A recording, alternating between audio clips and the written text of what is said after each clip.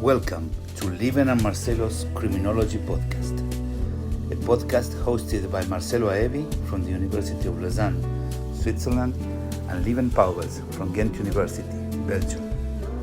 We aim to draw a map of the state of criminology across Europe through the words of contemporary criminologists. How is criminology defined and taught? Which are the main lines of research? Which are the main schools of thought in each country? These and many other questions are answered here by fellow researchers who share their vision on the development of criminology in their countries from its beginnings to the second decade of the 21st century. If you want to know and compare their stories, stay tuned.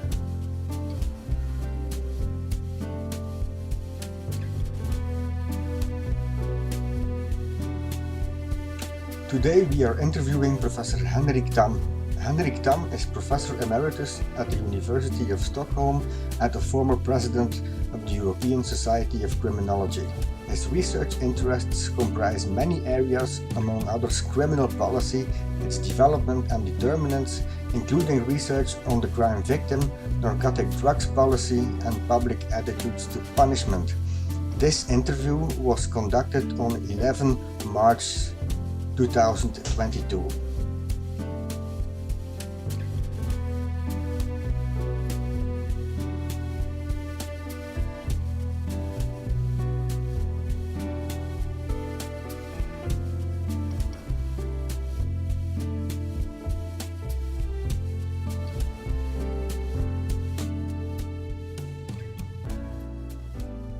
Welcome, Professor Henrik Tham. Thank you for being here with us today. You know, the goal of our podcast project is to retrace the history of criminology and criminological research in every country. And we want to create a collective memory of criminology. You know that countries are extremely different, sometimes similar in terms of their history of criminological thoughts and researches, the number of schools in criminology. And what we are trying to do in all our interviews we are conducting is to recreate some kind of collective memory, because European criminology is so diverse and we don't want these diverse ideas to get lost in the history of time. So therefore, we try to conduct several key persons for each and every country. And well, today we are actually conducting the first interview with colleagues in Sweden. We have already done interviews in other countries. And so our project is really different from the oral history project, which more or less looks towards the history of European criminology. We are looking at criminology in different countries, and we have selected a couple of topics which are recurrent in each and every interview. So it's about the definition of criminology in your country, the institutionalization of criminology, how criminology is being taught, the kinds of research topics which are paramount, the key challenges in criminology, especially, and this is very important, also the influence that criminologists have or do not have on policy, social policy, criminal policy, and finally the influence of criminology as a discipline. So these topics are basically the input, and we try to get an idea of how different countries can be posited towards these different topics. So I would like to give you the floor. Maybe we can start by asking the general question about the way criminology is seen in Sweden in general. I know it has a long tradition, but we are of course curious to hear more of the details from you. So let's start, and please go ahead. Right, and let me define present-day Swedish criminology with three concepts. First, it's very popular. We receive many more students than we can accept, which results in us having quite good students. Second, you were referring to the different traditions in the different European countries. the criminology that existed before the Second World War was primarily medical, but it's since the end of the Second World War, and particularly since the 60s, it's very clearly sociological, and so also in the other Nordic countries.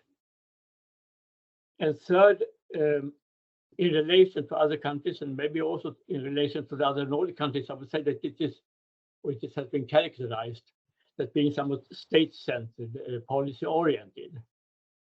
And this might be logical given that we have a reform-oriented criminology in a reform-oriented welfare state. That is not given, but I think you will find that to be a fairly strong tradition in Sweden,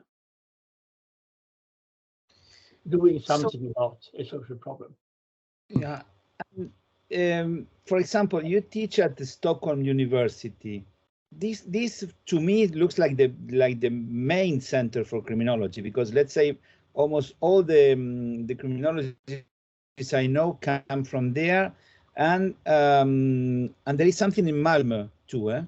The chair in criminology came in Stockholm in 1964, and for a number of decades we were the only one, and I said still the strongest one. But the University of Malmö now has a department, the only one department except for Stockholm, and it's also coming on quite strong. Then there are a number of universities and university colleges that have another 6 actually that have programs in criminology. In addition, there are 4 police academies that teach criminological courses. And in varying degrees, these different centers or environments give programs that lead to a bachelor, to a master, and 3 of them that lead to a doctoral exam. So it's 1964 that the chair was created, eh? Yes, and in the early 70s, courses were started leading to a bachelor or a doctor. And who was the first person who had the chair in criminology? It was, Knut Sveri from Norway. He was actually a lawyer, but he came from a very fruitful and progressive department in the University of Oslo. There is a tradition in the Nordic countries to have persons from other Nordic countries in the chairs. I've seen also in Denmark, they had for many years this Swedish professor. I cannot remember. Bondes. Yeah, exactly. Right. Oh, this idea that the languages are radically different does not seem to to be corroborated by the facts. But Sweden is in the best position because most Finns speak Swedish, but they have difficulties understanding Norwegian and Danish, and most Swedes will still understand Danish and Norwegian. But we meet within the Nordic Council for Criminology, and the language is now English, primarily because I think the Finns felt that they were discriminated, and they are less eager now to learn Swedish, which is still a very small language. But Okay. this Nordic community within the Nordic Council is quite important in terms of yearly conferences, scholarship to young researchers, and the support of Nordic working groups for different topics. Yeah. Mm-hmm. And can we say quite similar topics and similar aspects which are defined? The way I see Nordic criminology as the strong emphasis on social policy and on the relation between different levels of oppression, poverty, and crime, and prevention. Especially prevention is a strong topic in Swedish criminology. The way I see it, I mean, from my personal experiences, is this to be generalized in the Nordic Council, or? When it comes to studying oppression, I think it was maybe more accentuated earlier with names like Thomas Matthijs and Niels Christie. Some of the new environments define themselves as applied criminology, and that being more sort of showing themselves to be useful to governments. And it's not a critique from my side. It's that is also what is demanded by students. They want jobs. Okay. And if they can define themselves as a sort of professional criminologist, and the students also want. I mean, I'm old school. I think I prefer that we have degrees where you take a number of other subjects in social science and law and humanities, but the students increasingly ask for programs in criminology. You mentioned police education and the role of criminology. I think this is very unique in Europe. I mean, if I think of other countries, of course, there are police educational programs in several European countries, but in most countries, they only take 1 year and they're very strongly related to practice.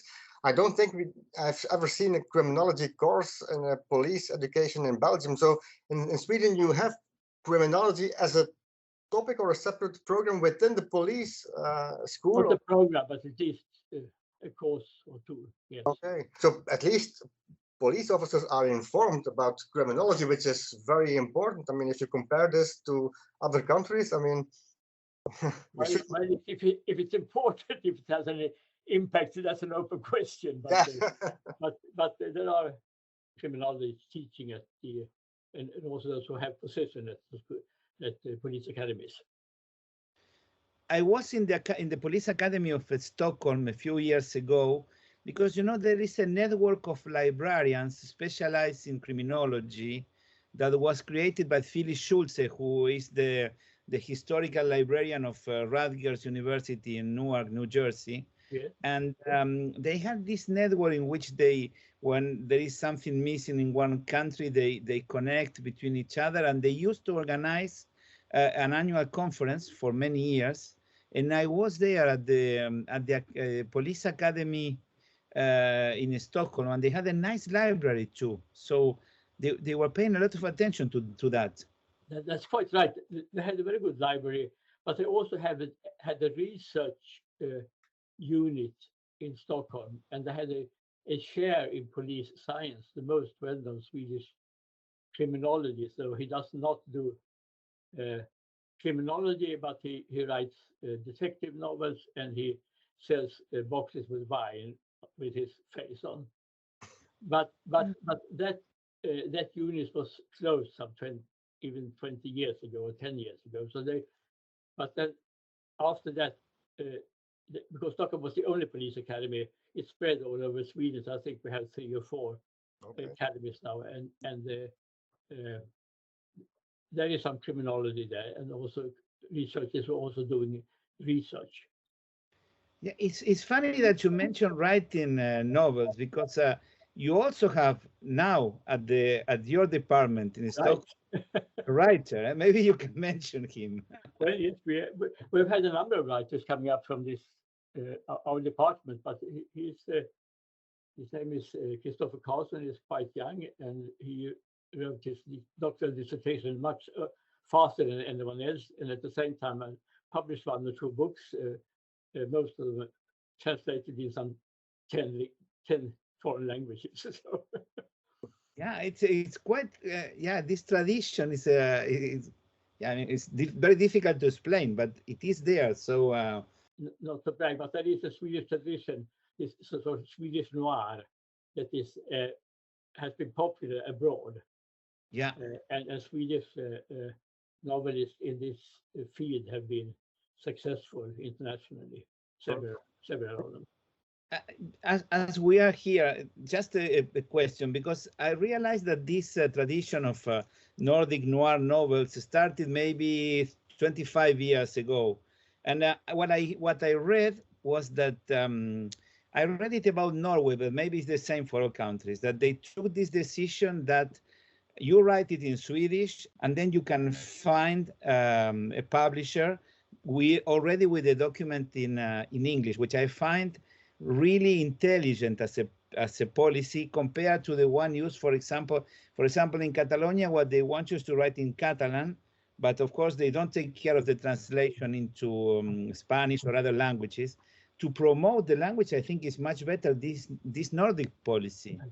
One reason why it was popular outside, because Sweden presented itself as the sort of paradise welfare state, and when the realistic writings in the tradition of Swedish noir appeared, they showed that there were cracks in the welfare state. There were also other sides, and of course always on the conservative side. But that's what we said. That was happened when you have a strong welfare state that regulates the life of people. That's exactly what we expect. So I think there are some sort of unholy alliances in this appreciation of Swedish noir. That is very interesting, but it's a long tradition. I mean, I know Manning, I know people who wrote, let's say, from the 80s or the 90s, but before that, there is also a tradition that is less well known abroad. Well, we started already in the late 60s and 70s.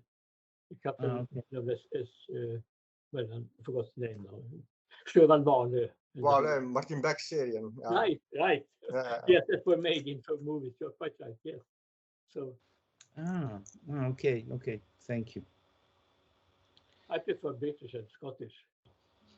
Also, in the Netherlands, there's a tradition that some criminologists write crime novels. Right.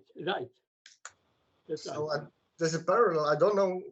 I mean, if it's got something to do with the cracks in the welfare state, but also in the Netherlands history of criminology, you see some criminologists who were also famous writers.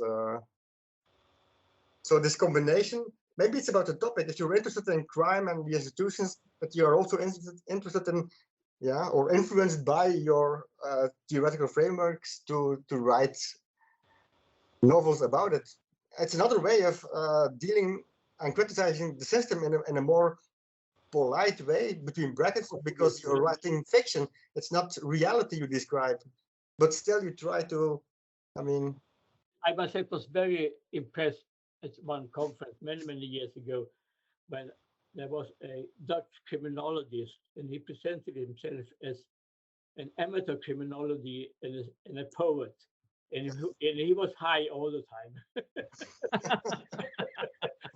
It made quite an impression on me. Right. Yeah. You also mentioned the Nordic Council for criminology. I have the impression that it played a major role, and it has been there for a long time also. It definitely has. It was founded after a suggestion from Sweden in 1962 to take a leap forward. We celebrate our 60th anniversary this year. At the 50th anniversary, the Conservative Minister of Justice pulled Sweden out of the council. And the argument was that they would not spend, the department would not spend money, it's 100,000 euros, nothing, on something that was not directly relevant for policy making. And it was actually giving a finger to academic criminology in Sweden. Wow. And that is quite interesting. It has to do somewhat with this, that the closeness to the state. But then a few years later, the center-right government was replaced by a social democratic green government, and we were let in again. And it's we have benefited very much from this Nordic collaboration, and you could in terms of comparative criminology, you could say that it's 5 countries that they're similar enough to be able to compare, but still they give differences that you can exploit scientifically and politically. And we recently finished a book that you can find on open access on the development of drug policies in the Nordic countries. And it's interesting because there are differences, and you can really use them for developing hypotheses and understanding what works and what doesn't work and what's repression that is unnecessary. Yeah, so the council is 1962 and the chair in criminology in Stockholm is 1964. Is there a causality there or just a correlation, the timing? It's very similar to other countries, but it's interesting that the first 2 decades, or 1 year after the end of the World War II exactly, there was an association created actually in the building of the parliament, made up of former politicians, doctors, academics, who wanted to create a criminological center, and with a chair, and with a Nordic association, and promote national statistics. And they were all inspired by science, social engineering, a belief in the future, a humanistic approach, very much so. And actually, even though crime has, for a longer period of time, never increased in such a speed as the 2 decades after the Second World War, it was not a political issue. Everyone thought that will be arranged by changes in society and by expert criminology.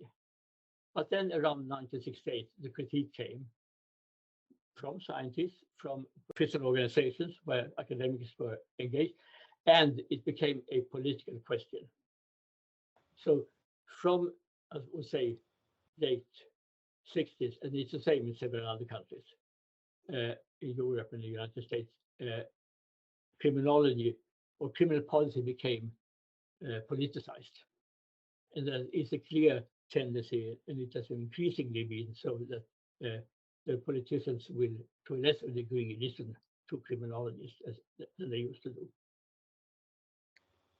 So it's bad.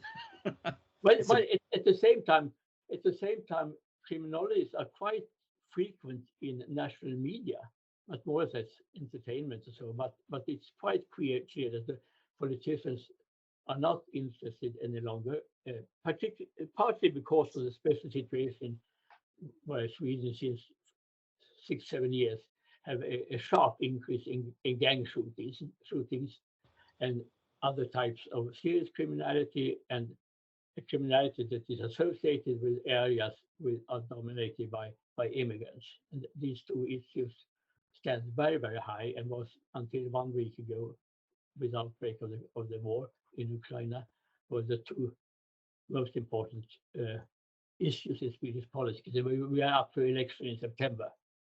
That was law and order and immigration, and usually by many these two questions are seen as the same. So therefore we are called upon, but there is an extreme expansion of penal law in Sweden, has been so since the turn of the century, and with an increasing speed. But the politicians they do not any longer ask for the effects, because we have told them that increases in punishment will not give an effect. That is not what decides the crime level, but they will turn to arguments in terms of general sense of justice to the crime victim. And by doing so, they will define the way, the research. I mean, we can say something about the effects of punishment, but we cannot say that much about justice. We can look into the general sense of justice, and we have done so in a very large Nordic project that showed that people generally wanted to have lower sentences than even the courts. Politicians very much to define this as an issue of justice search and justice and general sense of justice, where they are in command and they're outbuilding each other. Okay, so yeah, another thing that I think is interesting is that you have a journal published in the form of almost as a book, as an annual book on criminology since very early, in the 70s already, maybe before that. quite early, yes.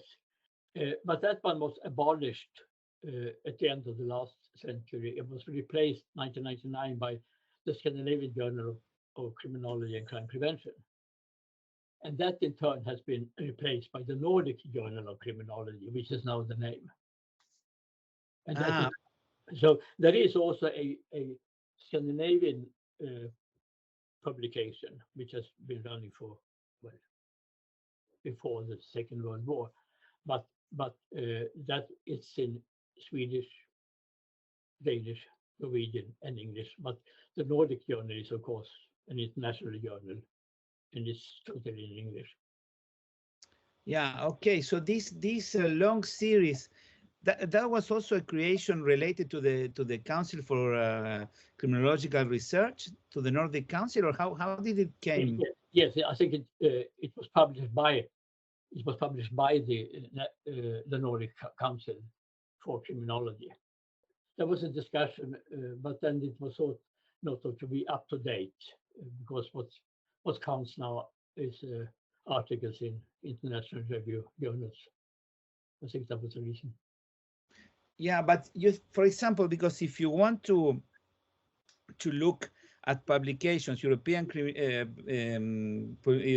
publications by European criminologists before, let's say, the 1990s or even later, they are usually published in their own languages. So you get the Dutch Journal of Criminology, but you were publishing, I think only the Nordic countries had this tradition of publishing already in English in the 1970s. Yes, that is right, and that is an advantage with being a small country, that you have to learn other languages if you want to reach out.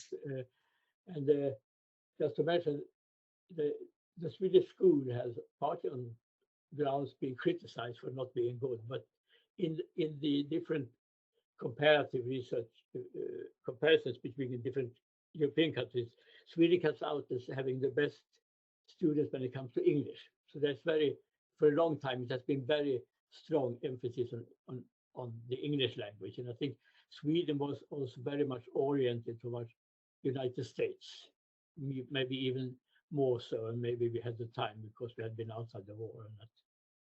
So yeah, because even the victim surveys, they were adopted quite early in the Nordic countries. yes, that's right. So that I was quite surprised to learn. What was the link? You know, I know that Inkeri Attila played a role in not only in Finland but also at the level of Scandinavia in general. The victim research, I think, serves different functions, but generally, as I said, there was the spirit of a scientific criminology and a scientific way of doing crime prevention. So Sweden was the modern country. Welfare state was almost synonymous with modernity. And I think Sweden was in a way modern. It said that American companies who wanted to test products, they would first try them out in Sweden, because if Sweden caught on, then it was modern. So there was something about Sweden. We believed in the future. We did away with the past, and there was a social democratic narrative about history. There was some dark history, but then came social democracy and the welfare state, and I think everything that was rational, scientific, had a good and early ground in Sweden. And maybe we had an earlier start because nearly all the other European countries had so much to do with after the Second World War. Can you see the early development of instruments like the crime victim survey as a way of expressing the idea of social engineering, that governments wanted to know as much as they could to improve the quality of life, decrease victimization, decrease crime and juvenile delinquency, or am I wrong there? Well, you're asking me a question. I haven't reflected on it. I think it's quite a good question to bring up, really. One possible explanation is that it's social democracy, which has been the dominating party and has held power for most of the post-war period, it's interesting to go through the social democratic criminal policy programs, because in the 70s, still in the 80s, they would stress the importance of solidarity with the lawbreaker. He was a loser. He was someone who really wanted to be part of society, but because of personal reasons and structural reasons, he was more or less determined to become a criminal. And this changes clearly in the late 80s and even more so in the 90s, that it is not any longer solidarity with the lawbreaker, the criminal, but solidarity with the victim and with the general public. And I think you have the same tendency in other countries in Europe. So then also the victim service would have another meaning. That is, look here, a number of people are becoming victims. So that is not to be a victim is part of a good life in the context of level of living surveys, measuring work, leisure, health, and being a victim of crime. Mm-hmm. Yeah, I remember you wrote something with Hans von Hofer, I think, about that, the idea that now the criminal has no friends, or something like that. Right, and the way the politicians speak about the criminals, violence is similar to terrorism. The word criminal was not used, but they would say the lawbreaker before. It's a major status as compared to someone who has committed a crime, as well as the extreme expansion of the crime victim in public discourse. Earlier, there was someone who had been the victim of a crime. Today, it is the major status of being a crime victim. And the Minister of Justice would refer to persons who make serious crimes, absolutely, as monsters. And he says we should crush the gangs. Well, maybe we should, but that is not the way a Minister of Justice spoke earlier. No way. It would be much more a neutral, correct judicial language. And do you think this change is through across all parties, or this is mainly due to the conservative ones only, or did they contaminate also the social democrats, let's say? They very much contaminated the social democrats. And I thought first the social democrats were reluctant to take this new path, but now they feel very much at ease. And the present Minister of Justice, he said that I don't think any government in history has increased the punishment level more than I have.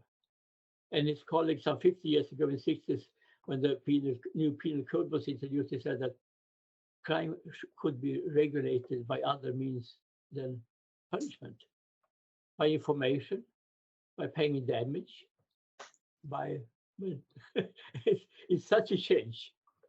I know that it is so in several European countries, but I think it's more marked in Sweden, partly because we were so optimistic and we were so scientifically oriented in the first decades, and now it has been it is the issue right now, and it doesn't matter how much the Social Democrats expand penal legislation, because I don't know if it's like the rabbit and the turtle, but the conservatives or the center right will then immediately move one step further to the right and say, well, 2 years, why not 3 years? 3 years, why not 4 years? Yeah.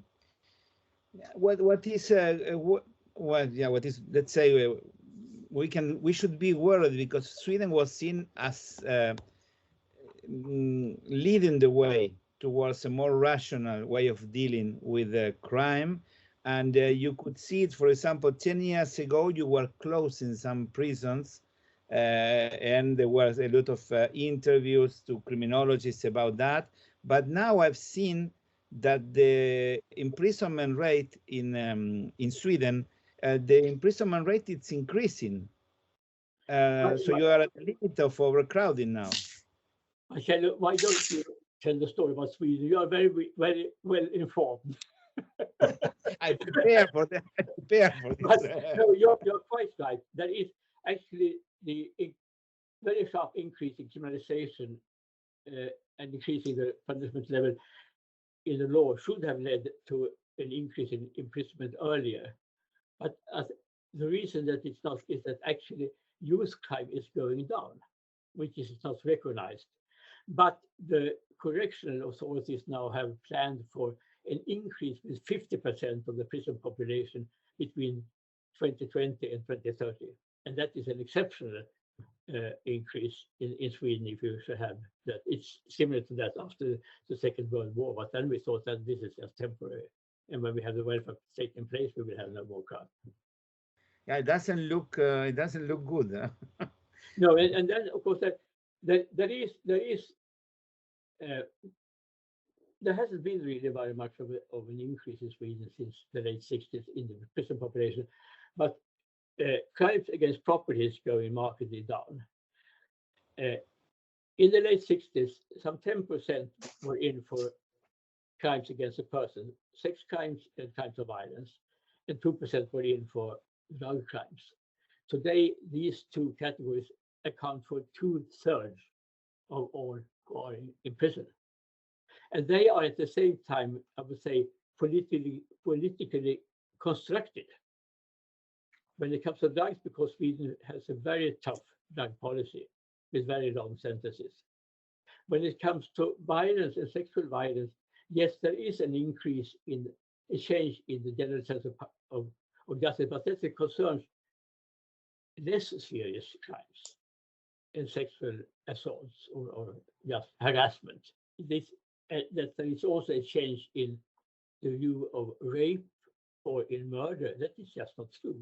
That would mean that our parents would think that rape and murder would be a lesser crime than in my generation. That is not true. So I think that therefore the prison populations are partly politically constructed through this very strong stress on drugs, sexual violence, and violence. We hardly had life imprisonment before, and now it's, according to law, it should be at least half of all sentences for murder should be life. Wow. So this is extremely interesting what you're saying, because perhaps you saw this change. I was discussing with Uberto Gatti the other day. We had I know that you're friends and that you studied together. We can discuss about this later. We interviewed him for the podcast, yeah. But in another discussion that I had, he was telling me about the change that he saw in the composition of the prison populations. Yeah. Like when he started his career, it was mainly property crimes, and it was the same in Sweden. The typical prisoner in the late 60s, he was a thief, to put it bluntly. 50% were in for that. And today they are in for drugs, sex crimes, and violence. And among property crimes, a larger percent are in for robbery. I mean, so that is real, no doubt about that. So it seems to be the same. And I think the handbook of European Criminology shows the same thing, that there is a change towards drugs, organized crime. And then there is, of course, a large change in Europe, that is that on average 1/3, or 30% at least, of those in prison are non-nationals. The number varies very much. I think Switzerland, for instance, but that's because it's difficult to become a Swiss citizen. And I think also in one of the Baltic states have enormous figures, almost like Switzerland. But the reason is that, and that was even before the war now, they defined all Russians as foreigners. Because there was a very large population of foreigners before the fall of the Soviet Union. And now they define all of them who have lived there for generations, they define them as foreigners. And therefore there are such a high percentage of foreigners in yeah. It's interesting what you say. I'm not sure that it is because it is difficult to become a Swiss citizen, because when you look at it, for example, when Martin Kirias wrote the first edition of the Handbook of Criminology, I think the percentage of foreigners in Swiss prisons was less than 1/4. And now when we did together the fourth edition, we are at 70%. And yes, indeed, that's a figure I remember. Yeah.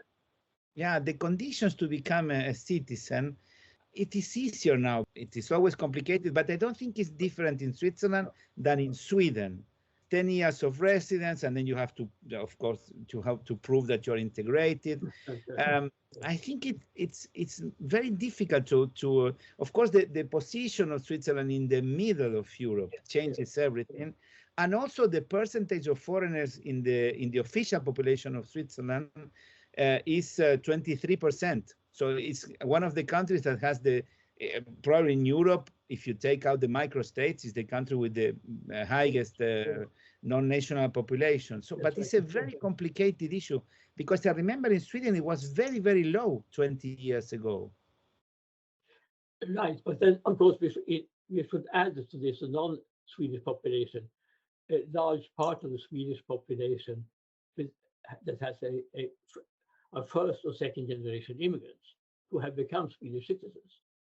And the debate is very much about this group, and particularly it seems that there is a second generation young immigrants who are involved in the shootings, in the gang-related shootings. They're shooting each other. It's tragic, but it really doesn't change the risk for an ethnic Swede very much. That is quite interesting, because I remember I was in these meetings of Heuni, where there was a Swedish representative, and he was studying, he was looking for help on gangs from American experts, from the USA. So do you think this is really a problem nowadays, the issue of gangs? Well, it is much debated how much these gangs there really are. The president, several politicians will define it as organized crime in a sort of mafia structure.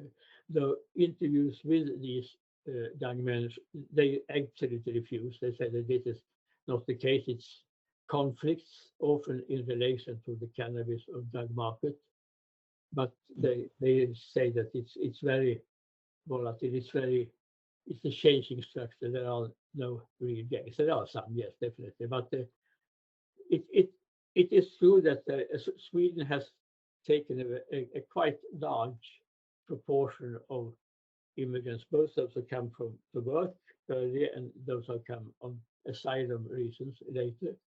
And some 2 million of the Swedish population are first or second generation immigrants. And that is quite high, and particularly in the Swedish context, but it was a very homogeneous population. And when I was young, the crime by foreigners was committed by Finns.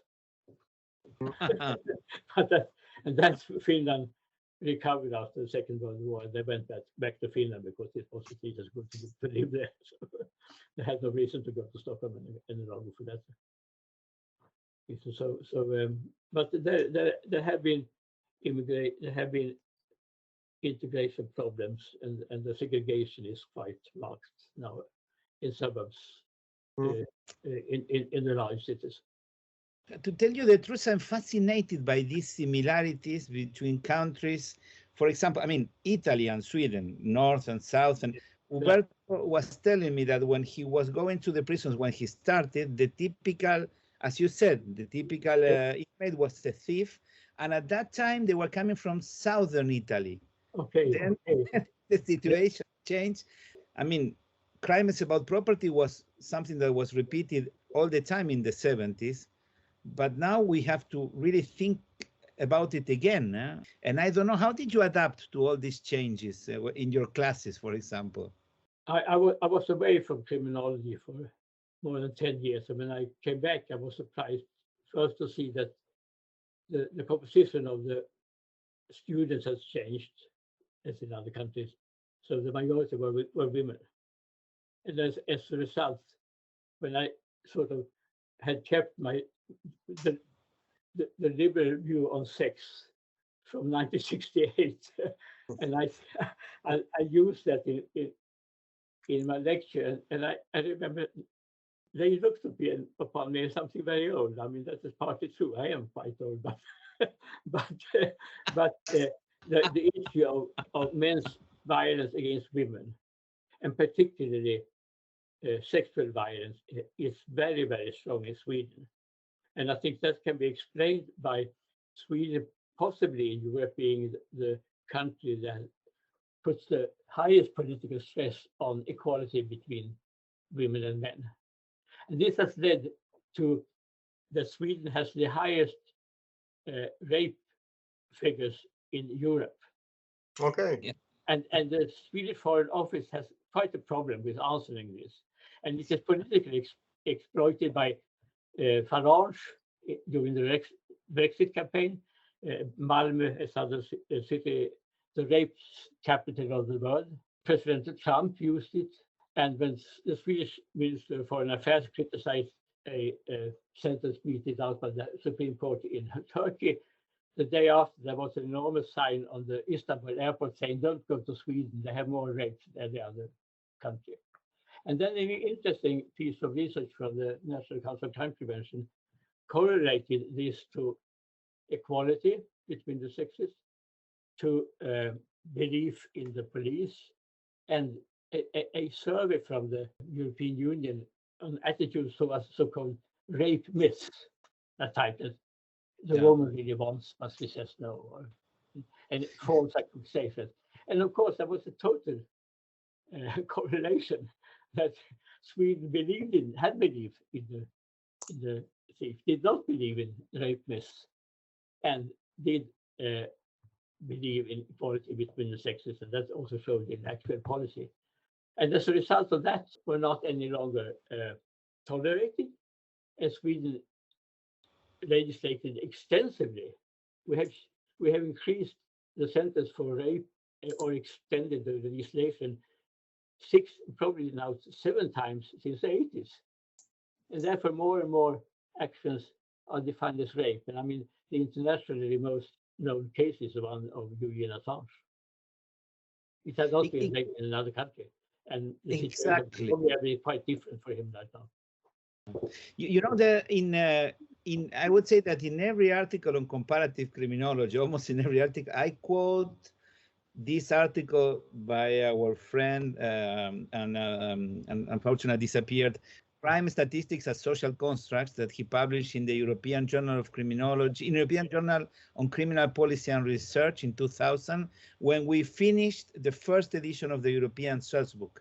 And there he goes step by step, as you have these wonderful statistics in Sweden where you can follow all the cases. And so you get the input, and then to the output, you lose already 15% of the cases, and everything is recorded as theft. And you have this rule of multiple counting that is never applied in other countries. So already in that times, you had the highest rates, but this is everything that you said, plus the way in which you record. Yes, and it has very much continued after Hans wrote this article. And every time when there's a change in legislation, rape statistics jumps. And in my way, we could of course be proud of it to say, well, look, this is a sign of not tolerating sexual assault, but it's also going quite far. And I just read a bill that was presented that the increase in minimum sentence for rape from 2 to 3 years, and that is an extremely high minimum sentence in Sweden. And as some critics said that, well, it costs more already to put a finger in a woman than to put a knife in her. Wow. So that's, but this does not prevent the government from increasing it even further. Yeah, it's quite impressive because it's mainly an artifact of how the statistics are constructed. I teach this every year to my students. That case, and also the Netherlands with the attempted homicides, when also the United States were accusing them of having high homicide rates just because they put everything like homicide, even if it's clearly assault. But I didn't know that it was so important in the crisis. Hans von Hofer made another study where he compared the four large Nordic countries. And I have updated these figures, and Sweden, even in the Nordic countries, the context has very much more rape. But then you could also see when Norway changes legislation, rape. And if you see such a diagram, it's quite clear that four so similar countries could not have such different rape categories. Because I could imagine that there would be some reasons for more sexual assault in the Nordic context and maybe in some Southern European or Middle East countries where women still are guarded more, where women are not allowed to have that very free relations with men. And of course, a lot of the rapes are an effect of drinking, partying, that type. But again, this comparison between the Nordic states shows that this is not the main explanation. Yeah. It's an explanation of an actively pushing rape legislation and redefine minor sexual assaults as rape. Yeah, it's quite interesting how the instruments fashion the results. And related also to this, but changing a little bit, you also have in Sweden this very long series of statistics since the 18th century. And I also tend to see a tradition to do historical research that may be due to the fact that you have this data. If I may take the story, tell a story, which I think is quite good, when we claim that we have the longest series of statistics in Sweden, because the forerunner to statistics Sweden was founded in 1750. The Finns object and say that they have the longest statistics. Why? Because Sweden and Finland was one country, and the sun rises 1 hour earlier in Finland. So they have the longest statistics, but we are second. No, and that was not criminal statistics, but from then we have executions, and we have the number who are in prison. And then from the early 19th century, like in other European countries, we get this more statistics, statistique morale, where you get criminal statistics as a separate ground from statistics. And we have long series. Of course, the expert here was Hans von Hofer, and he produced very good stuff on that, though he's now dead. But I think we still have a tradition to try to go back.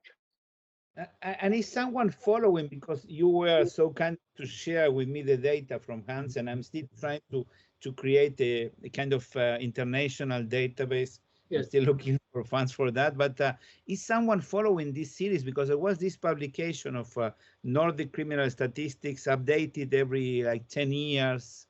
Yes, it was updated until 2010, but then Hans died. So, and I haven't seen a new publication. So, well, I hope that the spirit remains and that some will pick up on it, but it's now leaning more towards the present day problems.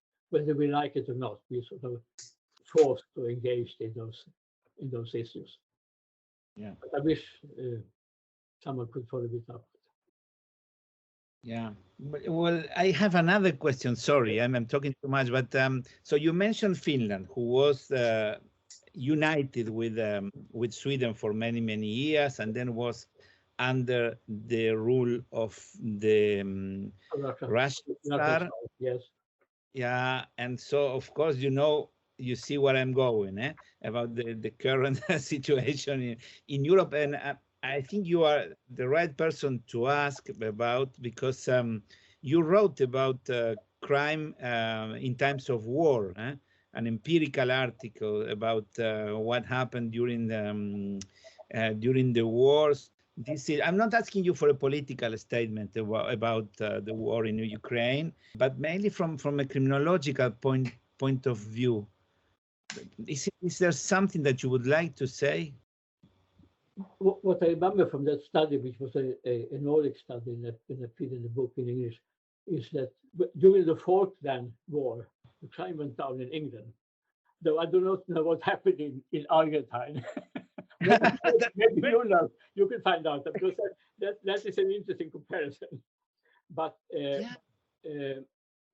we did find out that crime would increase or decrease would very much depend on the war, and if it was conducted in your own country or in the country of someone else, or if your crime population of young men went away being soldiers in other countries. So, and then of course in Sweden, in the Nordic countries, but it increased in all the countries. It was of very different types, and I was embarrassed of being a Swede because there was an increase in pederasty in Norway when I went there for some time, and I looked into statistics. There were quite small number of murders, but in 1945 the statistic was changed with all those who were executed, and the statistics jumped. I mean, it was a very good illustration, even though it was terrible. So, and in a way, crime, the concept of crime loses its content in times of war. A war as such means burglary, rape, assault, illegally taking a road. There are so many crimes in the fact that we attack another country, which is interesting for criminology because it shows that it does make sense mainly, and in fairly stable societies where we can picture it against a stable background. But when there are chaos, it doesn't really make sense to count in the same way. Yeah. Except, and that was the background of this project, that someone had a professor Swedish professor in Denmark has said that when there is a war, crime goes down because the population is inspired by a feeling of nationality, and that was wrong. There are lots of petty crime, and particularly crimes of against property, and the black market, of course. But it's quite interesting because you had the data. I mean, people can do speeches about what happens, but then when you look at the data, it's impressive. I didn't know what you said about the Malvinas Falkland War, but I will take it. Of course, at that time in Argentina, it was a military regime, a dictator, so you cannot really trust the statistics. But I didn't know. It's quite interesting what you mentioned. I also have the impression that I read a lot about what happened during the Spanish Civil War, and it's also a time when people take advantage for private revenge. So I think it's of course, if you look at it from the, you can have the national sentiment, maybe a hero, but also the dark side of people can really go out during the war. Well, absolutely. I think I reflected on the last time war in former Yugoslavia. Yeah. People would have continued to lead a dull life. They suddenly appeared as executioner in the most terrible way. And I think that was true in Nazi Germany as well. And then at the end of the war, you got the opposite. You took the example from the Spanish Civil War, but there you also had, of course, the knights of the long knives, whether you would just take. I mean, we know about the Nuremberg trials, but most Nazi coryphees were probably just executed, and that did not enter criminal statistics. Okay, yeah. Thank you very much for that. And I got lost living in the. This is a unique opportunity to talk about the history of these crime statistics and the relation with the political context. So it's no problem to get lost. I mean, this is the unique opportunity. It shows also that the influence of criminological research on policy is just not a one-on-one relationship, because sometimes you cannot trust the data. Sometimes politicians don't trust the results of criminological research. This is a paradox not only seen in Sweden, but everywhere. But it surprised me when I got involved in Swedish criminology that the distrust has become so huge, because it has always been such a welfare state and low crime rates in comparison to Central European countries. The impact of the far right, if I may, this is something which I think which I find even more surprising, because the far right was popular or starting to become popular in the 1990s, even before crime was really rising. So I don't see any rational explanation for this. Is this the fear of the unknown, or? There are at least two questions here. One is the relation between the number of hopefully rational and skillful criminologists and the criminal policy of the countries. And then a very broad generalization, I would say that you have a large group of criminologists in the English-speaking countries, and they also have the highest prison population. So I don't know how you should interpret that correlation. My interpretation of the Swedish, the changing climate when it comes to criminal policy, except for what happens right now, which is serious, is that Sweden was the welfare state par excellence. Mhm. And this picture was starting to become questioned in the 80s, and it has increasingly been done so. And then the concept of the Swedish model, which concerned the Swedish labor market, an active labor market policy, and generous social insurances, like also in Switzerland and in Holland, that concept was transferred to the Swedish drug policy. Mm. And when this first contingent of Swedish parliamentarians was to go down to Brussels when we had entered the common market in the European market in the Union in '94, half of them said in interviews they were going to teach the Europeans the Swedish drug policy. When there was a war in Serbia, and there was the unemployment was up about 10%. But and I think it became a national project, the drug project, and that can be seen in studies. But also Sweden should not be that different from other countries. But that is my national interpretation, that with globalization and with important decisions moving to Brussels, there was less space for Swedish politicians to do politics. And I think such a situation fosters a drive towards moral questions. And I think that has been seen in the two-party systems of the English-speaking countries, where they compete about votes on prostitution, drugs, crime, abortion, illegitimate children born out of wedlock. That's the fight. And that is one reason that they haven't really found a good issue to fight about. And therefore they will concentrate very much more. And actually, compared to when I grew up, a general fear of the development. I think criminal policy very much is done from above and not from below, which is claimed by, and is not supported by surveys.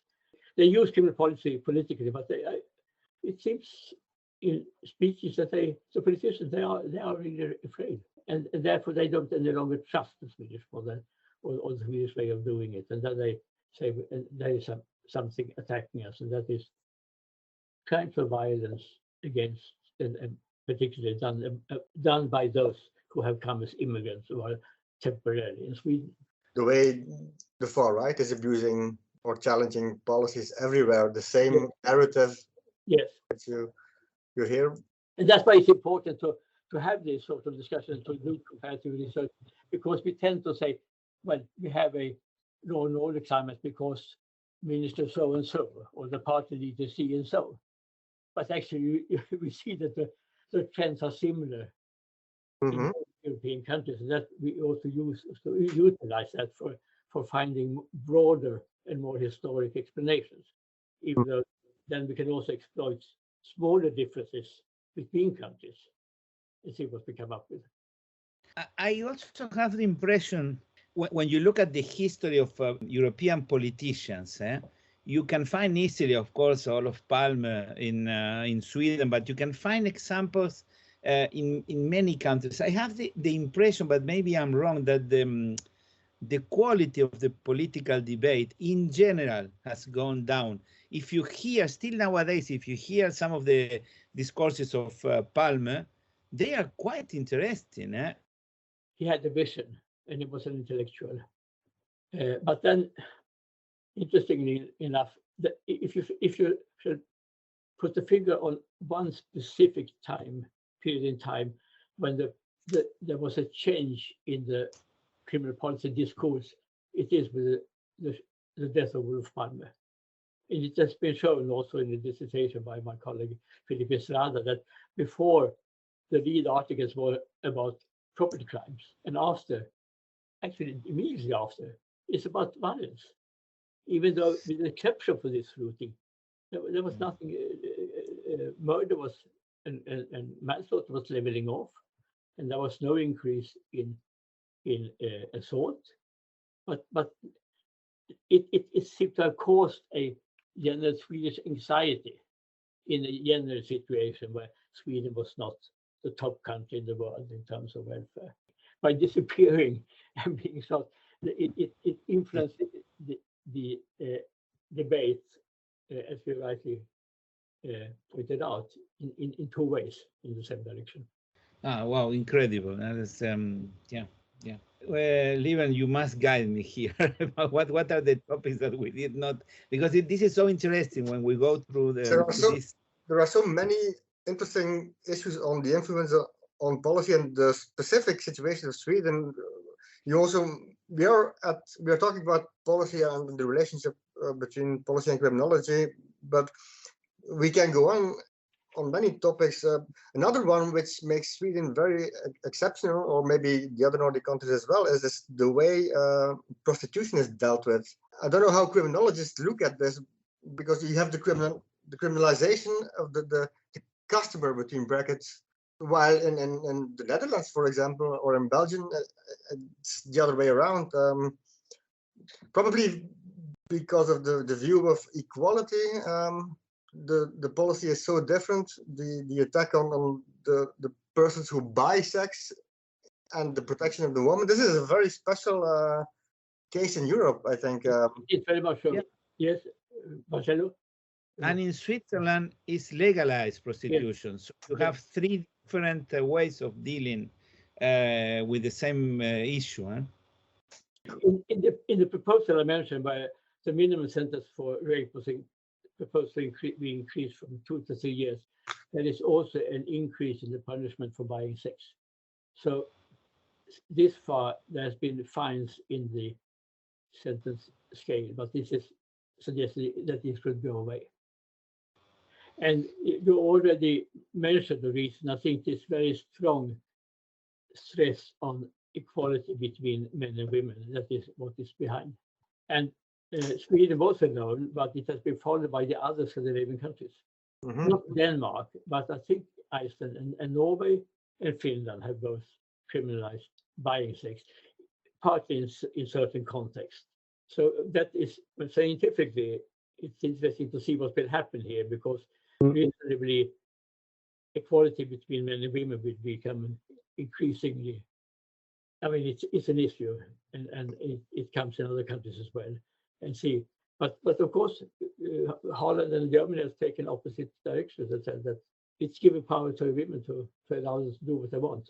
And there was a dissertation some years ago in Sweden, I think she was from Holland, and which caused quite a stir, because we took the Dutch and German position. But I mean, scientifically, it's interesting how so similar a country can end up in such different positions. Exactly. When it came to the Social Democratic Congress in the late 90s, the party board did not want it. But at the end of the debate, the chairperson of the Women's Party said, should the country with the most gender equal parliament allow men to buy the bodies of women? And then no one could raise the hand. Yes, we think so. And then it was presented not by the Minister of Justice, I think she refused, but by the Minister of Gender Equality. Okay. So I think that is at the very center. Even in the Nordic countries, which all are quite strong on gender equality, but within this context, Sweden is somewhat far. And it's interesting to see that the two parties in Swedish politics that has not pushed criminal policy, the left party from the Communist Party and the Green Party, they are very strong when it comes to sexual assault and rape.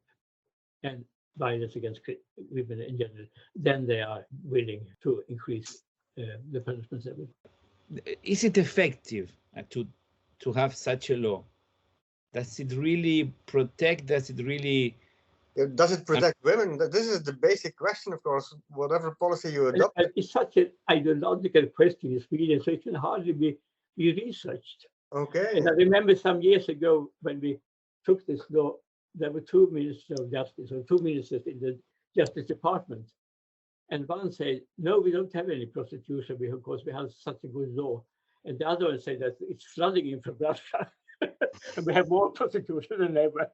I mean, it just shows that it's such an ideologically inspired question. So it's very difficult to do research. And I think the Norwegian criminologists are taking another stand, for instance. And now you're saying something very interesting on the relationship between ideology and criminological research. I mean, in the public debate, that's really trying to stand for what is true, but here it's quite clear this is so. And therefore, also, unfortunately, I mean, the politicians will admit that we want to make a stand, and that is an increasing legitimation of penal policy when we say, well, this will not make any change that you increase. We want to make a stand. We want to show what Sweden stands for. It's not only increasing the punishment level for rape, but it's to show that we stand up for women, we stand up for children, we stand up for Sweden, and we want to teach other countries. That is said in the bills. And to what extent does the extreme right abuses these data on crimes against women and rape and immigrants? I know that this is sometimes there is immigrants are overrepresented among those who are sentenced for rape. And I mean, this is true. But after Me Too, it's impossible to say that. Yeah, exactly. Partly there is a difference also in the sentences because it's more a sort of traditional type of rape when a person with a foreign background are involved, and when it comes to consent rape, it's a Swedes. Me Too was very, very on a very high level in Sweden, and I mean it was groups from the opera, from the dramatic theater, from the universities, the dentists, the doctors, professions where there were not many foreigners. They said we have been raped, we have been abused, we have been harassed sexually.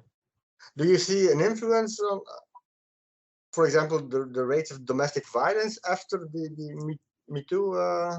Again, it's very difficult to research. I think it's very important because the more we stress sexual assault, this will not be tolerated, and the more we stress that women should not be permitted to, should not accept violence in personal relationships, the more penal legislation will be extended, and the more women will report it. Yeah. That's when you get this weird relationship between the number of rapes in Sweden, where we are world champions, and these indicators stressing the rights of women. But this should, I mean, lead to a temporary increase, but stabilize after a couple of years, because the over-reporting and people are willing to report, that's probably an effect in the beginning, but then yes, it should... and there are some tendencies when it comes to assault that it's leveling off. But this needs, but you have given many good examples what we should do research on. So when you look at the statistics in the long run, rape has been increasing constantly in Sweden, without any logic behind. It's just when you start stabilizing, then you change the law again and it goes up, and then you change the statistics and it goes up. So I don't know. I think that there might be a real change in that women and men are now having relations on a much more informal way. The idea that my mother would go out to a bar by herself, I mean, I can't even think such an idea. That would be impossible. Yeah. But the major development is the changing law and the expanding law, and as a result of that, more people reporting. And even when they report something that earlier would be a minor sexual assault, as in the son's case, the police said, no, this is rape. Yeah, so it's a situation that it's increasing, and the point that Hans made, I remember, is that crime cannot go up. He used to say, but it can. No, at some time it will be a problem. Yeah. Of course it will be. But it's that the gap between reported rapes and sentence rapes is increasing. And that creates a political problem, because women's organization will go to look here. Okay, there are twice as many sentences today than some decades ago, but there are 8 times as many reports. What do you do about that? And then the politicians will even increase or expand the legislation even further, with the result that the gap will just increase. Because when you expand it and you have the consent legislation, then it becomes more difficult to prove. Yeah. And I mean, it's not that when we were young, you took a biological test to see whether there was a sperm of the man in the woman. And that is not the issue now, because in okay, yes, we had intercourse, but she accepted it. And so it's a very difficult, it's changed situation. But it turns out, when you look at it, and changing again the subject, that in many cases Sweden is a very moralistic country, and what should be done, for example, also in terms of research on alcohol. Of rationalism, secularism, and moralism. Let's say that's an interesting situation. That's a good definition. So you said a mixture of rationalism.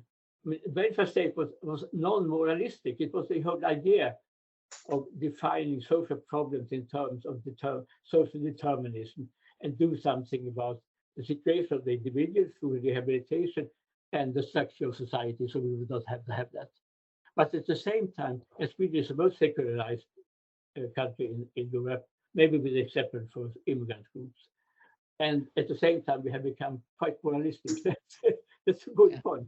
My field, for instance, in drug policy, and I just wrote about it, it's quite clear that Sweden established itself as the world conscious here, in claiming that we were successful, which we have not been, and being very, very hard on drugs.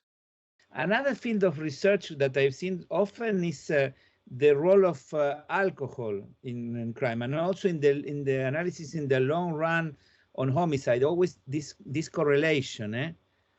Yes, there is actually a correlation. I myself, I have been a supporter of a restrictive alcohol policy. But what is interesting, that this long historic relationship from the mid-19th century, it doesn't hold any longer. It doesn't hold when it comes to the gang-related shootings in the core suburbs. So there we have a new situation, and a challenge for criminologists work. So it does not any longer relate to total alcohol consumption in Sweden. Okay. So that's an interesting. The drug market, and that might be consensus on. But then we have very different way of seeing the solution. To me, it's trying to regulate drugs in another way, non-penal way, but for the politicians to criminalize even more. Yeah, it's funny now that the United States are leaving. And this project that we have, and with all the Nordic countries, we were trying to see where the country was going, and facing the pressure from the United States and some European countries and South American countries. The picture is stubborn. It's not clear really what will happen, but there is a change in relation to some years ago, but still. And that is a book I was talking about, which can be found on the internet as open access, retreat or entrenchment. Yeah. I think my wife eventually wants me for dinner.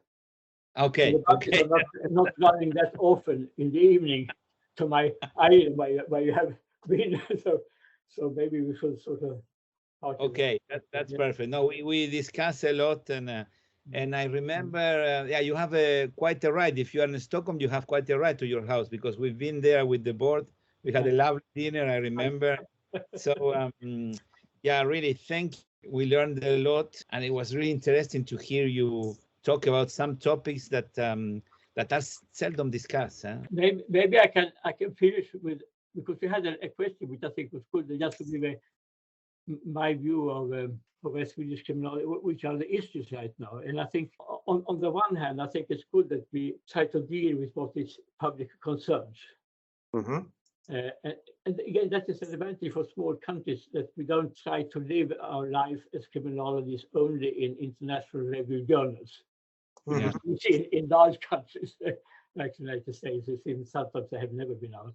But on the same time, I'm somewhat afraid that we will be too short-sighted and too much oriented towards crime prevention and solutions that we know as criminologists really won't make very much a difference in the end. So I hope that we can at the same time keep criminology and develop it in an academic way and stress theory, history, and comparative research, like the European Society is an example of that. Okay, yeah. Thank you, Henrik. We didn't mention that you were the president of the European Society of Criminology, and that was really a nice time. Quite easy with such a secretary. I didn't have to do anything. But no, I remember these meetings. Really, I mean, for me, it has been a school, another university degree, and I was thinking these days before the interview with you and all these interesting things that I discussed with you, with Hans. Yeah, it was really nice discussing again with you. The same to you.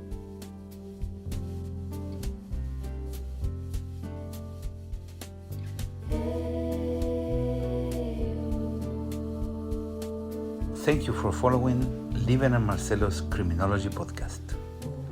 This podcast is edited by Eduardo Coco from the University of Lausanne. Our theme song is Seagull's Night, Noche de Gaviotas, composed by Gustavo Cantero, arranged by Tato Germano, and played by Tato and Gustavo with the voices of Sasha Conte and Alejandro Turco Gujot. Your host are Lieven Pauwels from Ghent University, Belgium, and Marcelo Evi from the University of Lausanne, Switzerland. Cheers, and see you soon.